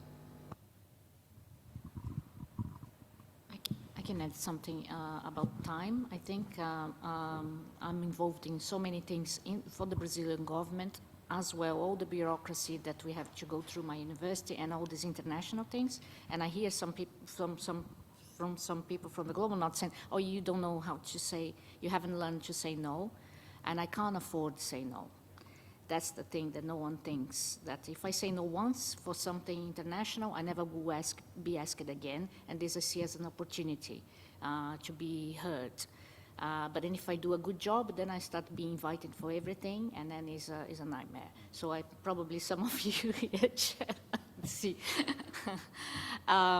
Anyways, but one thing that I'm really having a hard time, and I think is a little bit of a lack of respect with some things that I'm doing internationally. I don't have a vacation anymore because I'm from the global south, and our summer vacation is in January, right? And then and they don't respect that. You know, it's a fight.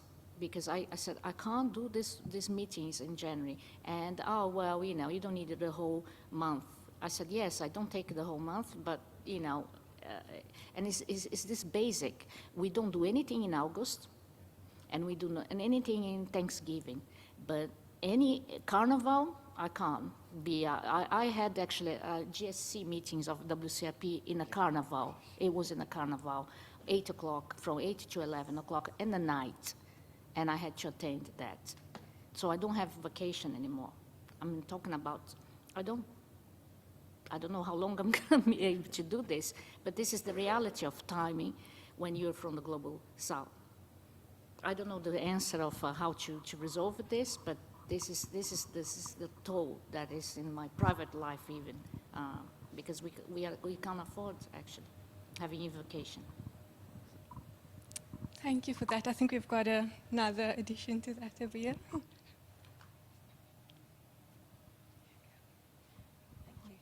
Thank you. I have a question specifically for Bruce. I was just wondering about the early career researcher voice in RIFS. Do you have like an early career researcher on the committee, or like representatives both in the global north and south? And how do early career researchers engage more directly with RIFS? Yes, we've been very explicit to try and get a representative proportion of any committee as ECRs. And we've been pretty successful about that, and including getting a good proportion from the Global South in that side. Particularly around the Africa work, which is probably the most advanced at the moment, we are establishing the committees that are 100% Global South or Africa membership, that they are chaired by Africa, and that the chairing and the membership is at least 50% majority ECR scale. So we, as you know, it's very hard to find that because a lot of the ECRs have this time issue that comes on board, and you have to juggle those issues. And then I come back to my point about, well, everybody has a discretionary time. You draw on the discretionary time to the degree that you know you're not abusing them. But explicitly, it's one of our priorities to get that in there. Yeah. Thank you. To the panelists, this was a really, really informative discussion, and interestingly, I must say as well, from the social sciences side of things, we've got very similar frustrations in terms of how we also interact with our colleagues in the global north, particularly when it comes to the publications frustrations. So I'm very glad to see that the struggle is not isolated. But I also think it still ties back into kind of what has been discussed throughout the whole week, that that importance of us engaging outside of our circles too also can expose that our commonalities can be even the same struggles as well. My question has to do with maybe a bit of curiosity, and I'm looking for a little bit of explanation, please. There was points of discussion in multiple of the presentations about going beyond the theory in the one, and the other one talking about embracing theory. And I'm very curious about what that dichotomy looks like and the balance for it. Is there more innovation where theory is involved, or is there more innovation where there's not so much theory? I'm just curious to hear how that balance works in the climate science spaces. Thank you.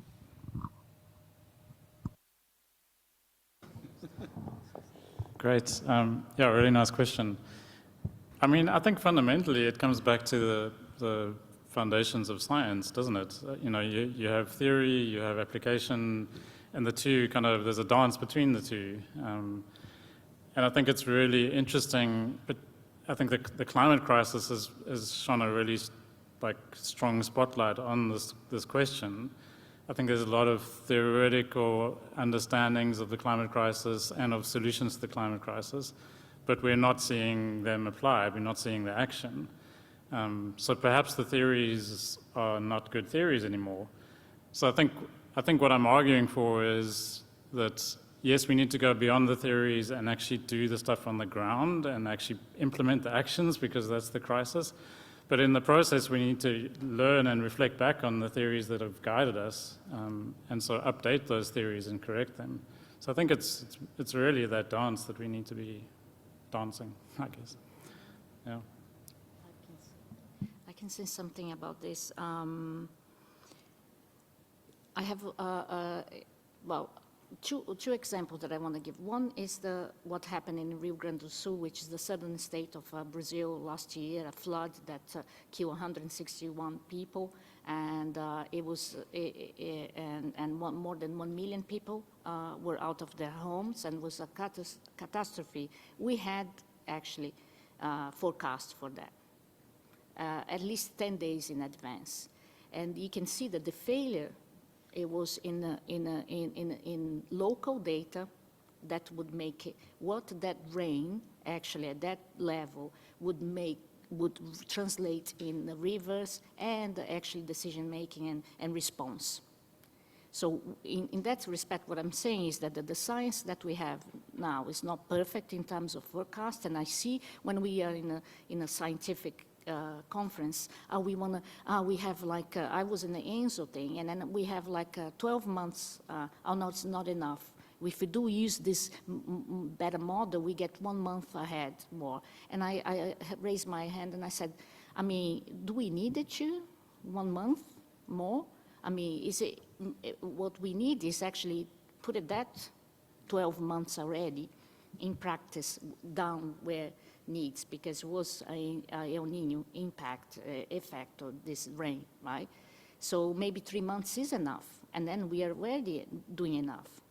But in a scientific community, oh no, we needed to improve our forecast, that they are not good enough. It wasn't the forecast, it wasn't lack of the forecast that the tragedy happened. It was anything but. So that's what I'm saying in terms of what is important in terms of technology or not. It wasn't a technological in that sense, or lack of advancing.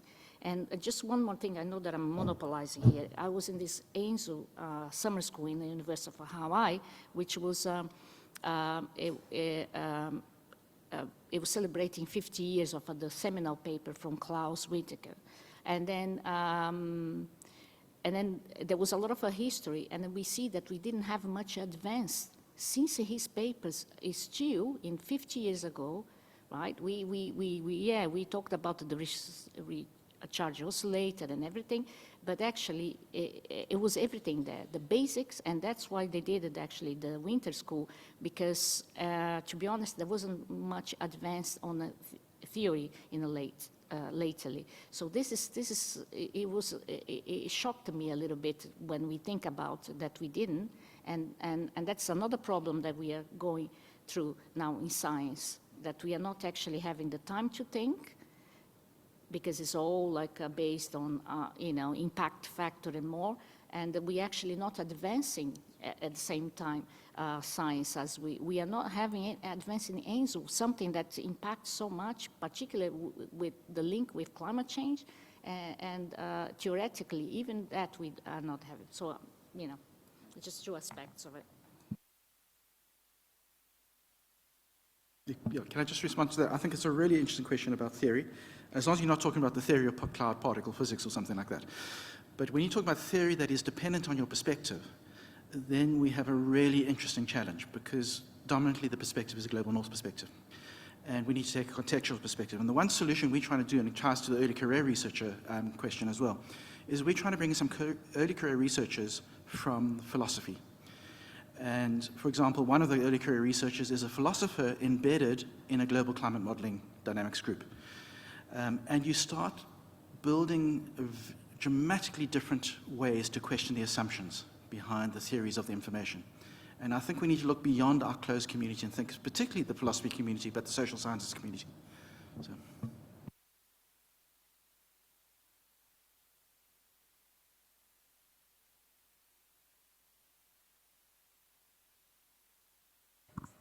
Thanks, that's been such an engaging and interesting discussion. Regina, I actually wanted to whoop when you were talking. It was like so true.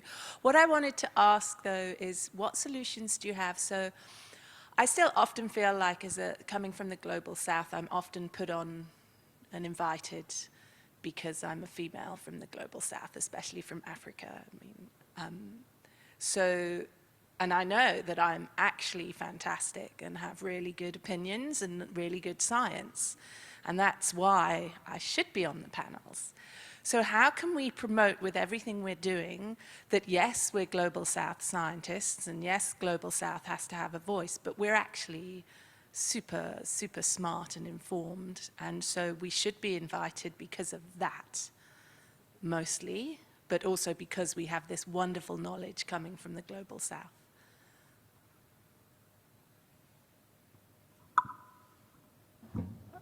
I don't know how to answer, but I think maybe this speaks a little bit to Bruce's point about confidence. I think sometimes, because we're in the same position, like often we get invited onto projects because they need an African partner, and it's in the terms of reference for the project and everything, so we get a lot of those, and we don't accept all of them, definitely. But I think what I've started doing is being a bit ruder, to be honest, and so if you're going to invite me to be part of your program because I'm an African scientist, I'm also going to bring some different perspectives and having the confidence to be able to do that. And you may upset some people and you may not be invited back, but I guess that's a bit of the trade-off. So it's not a real answer to your question, but I think we should have the confidence to ask some of these harder questions and be rude. Yeah, we'll take one more question. Sorry, just to say, I think it's personality dependent. Some people can do it, some people can't. But I do think the Global South, by and large, lives by an expressed inferiority complex. And we need to step aside from that and just say, I'm going to say what I'm going to say, and let the chips fall where they will. So. All right, we'll take one more question from the floor, and then we'll give to Lorenzo to also ask a question, and then we'll have to end this discussion session. I just want to thank everyone. It's been a really interesting session, and it's been great to hear the perspectives from the floor up there. I'm from Australia, so I'm from the south, but I'm from the global north, so it's always confusing having these discussions from Australia. WCRP, one of the things it's not is a funder of research, and that's always been, I don't know, a bit of a problem, I think, in many ways. And a lot of the difficulties coming from the global south is getting that funding in order to do a lot of the things we'd like to do. So it was really positive to see that RIFS is trying to engage with the sponsors that might fund some of the research. But I don't see that kind of activity happening very much across WCRP. Could you offer some perspectives on why it doesn't happen, or how we might maybe get it to happen more through things like WCRP? It ties to my previous answer, is that you've got to just have the gumption to stand up and step into the space. So the normative paradigm is you wait for a call for funding and then you respond to the call for funding. For the last 2 years, I've been going on road trips to agencies and saying, let me have a conversation with you. I'm not going to ask you for money yet, but I'm going to tell you what I think is really important. And if you want to be genuine about supporting the Global South, you better listen to me. And not quite as strong language as that, but it's almost sort of strong language. And what's amazing is they are receptive. They have their own bounds. For example, if I talk to FCDO, they have the politicians they have to respond to. And I've got to understand that. But they are receptive to listening. And we've just got to actually step out of the normal paradigm of waiting for a call for funding and start conversations. And the one we got for Africa took me a year and a half of conversation to get there. But they were very enthusiastic to get there. So. Well, you see, this is what I learned about the WCRP is that they don't have funding, and the idea is to put it together to see what is the things that we needed to study, right? But there is a playbook that is like not behind the scenes, but it works in the Global North. So since most of the people in the past in WCRP, in the chairs, were from the Global North, they would talk to their funding agencies and say, listen, WCRP is saying that the next thing is study, I don't know, X. And then they go there and they talk with the funding agencies from Europe particularly and US, and then the call comes. They directed the call, and that's how we work. But then we start participating from the Global South, but this doesn't work. I mean, they don't go to the funding agency in Brazil to try to do this type of liaison and have the calls. And that's why we are in the situation that you kind of described. So that left Stama went to Brazil, and I took him to the Minister of Science and Technology in Brazil to try to do that. But it's difficult because also the Brazilian government is not used to listen to. They didn't even know what was WCRP for a start. So then you see the difficulty that it is, because we are trying to do this now, that WCRP is trying to be a little bit of the leadership, a little bit more inclusive in that aspect. Last year, the leadership meeting was, the GSC was in Peru. So then, you know, they are trying to actually moving a little bit away and then try to do this liaison that they used to do in Europe, particularly in Europe, more in other countries to try to call, to have these calls. But it's difficult because the countries also are not used to it, don't even know WCRP. So then you have to do a work of you see, everything is much more difficult, you know, but yeah, they are trying to do this now. But with the cutting and fundings now everywhere, and I'm not saying just the US, it's really hard, I think. Now that we realize that we are in a really bad timing, and I think we're going to suffer. We are not going to manage the same results at the moment. I had to be the one who has to end this discussion, because this is always the part where we really put the meat into the skeletons. But unfortunately, because of time, we have to end this discussion here. And we're going to take some closing remarks from our panelists, I think starting from Bruce, if you've got just one last thing you wanted to say before we end. Catch me by surprise, yeah. I think I'm going to bang the drum I've been banging a lot, and that is we're in, somebody called it the decade of decision. We're facing crisis. We're not going to hit 1.5 degrees. We'll be lucky if we hit 2 degrees. We are facing overshoot, and we have to step up to the game. And to me, the biggest gap in the whole game is, how do you know when you've got information that warrants me taking a risk of consequence in society? And that's RIF's main focus at the moment, is how do we know when the information warrants taking a decision that has a societal consequence? And the community has no answer to that at the moment. We have recipes, we have methodologies, but there's no clear community-wide agreed way of how to approach that challenge. So. I'll keep it very short. I'm just really glad that these conversations are happening and we're having these kind of discussions. Like 20 years ago, I won't tell you how old I am, but 20 years ago, I wouldn't have imagined having these kind of conversations. So there's definitely progress. So if you're looking for some hope, that things are shifting. Yeah. Yeah, already talked too much, so I'm just going to get to what Chris just said, because I was when I was listening to Julia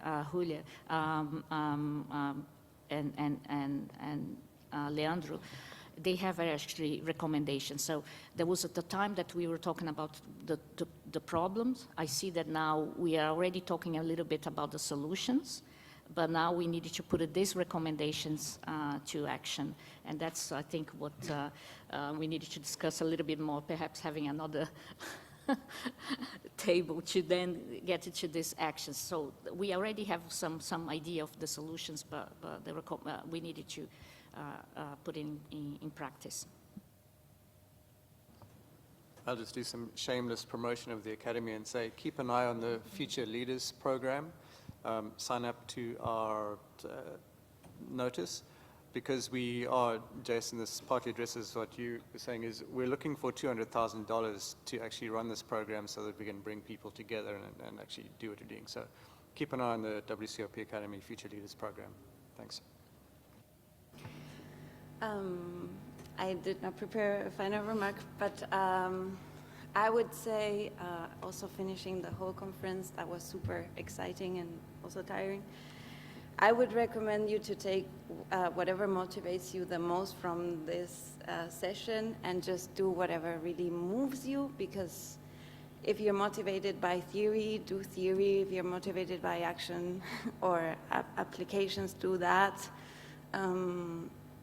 And listen to early career researchers who are like fresh and just started and are very motivated. And let's not be so negative about these issues, because I think we're doing a lot.